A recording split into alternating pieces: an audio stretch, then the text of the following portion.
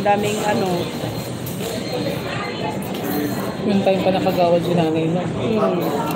Doon nga umpisa. Nagbaranggayan pa sila, nakakaya. Sino nagbaranggayan? Si nanay. Oo, si nanay, si Kaming, siguro. Sabi kasi pinagbarangay daw siya ni nanay. Eh, nagwawala siguro. Tama. Tawagan niya ng kapitan. Yung kapitan dati, kapag yan, pinsan lang din namin, di ba? Mga kagawad, pinsan lang din namin. Mga pamilya lang din namin halos yung mga kagawad dyan.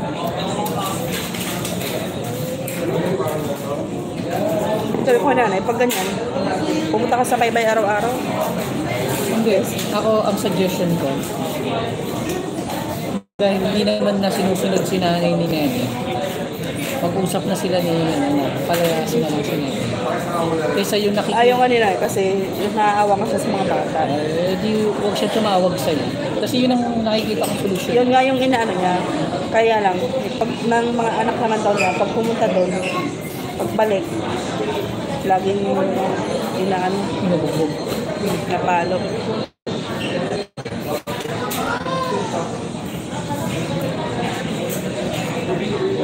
Nakakatakas lang. Nakabunso.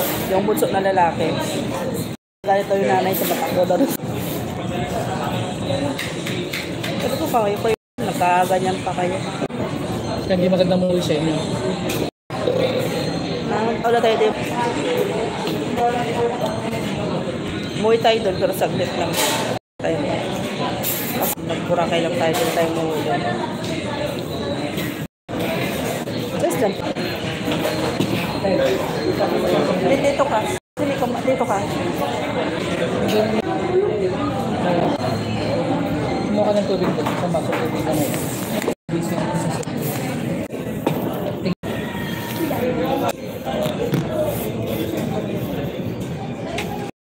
Sabi ko, babay. Wala naman. Wala naman tubig. Nalanta. At saan ko lang kasi mas malaki yung WH ko.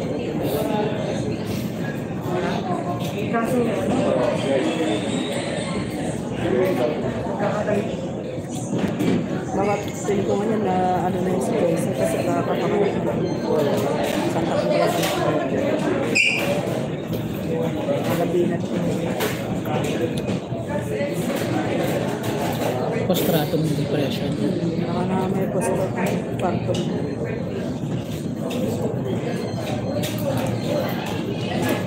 Di ba nabunsit siya? Nanganak. Saktong eleksyon, nagpalit ng mayor. Nawala siya trabaho.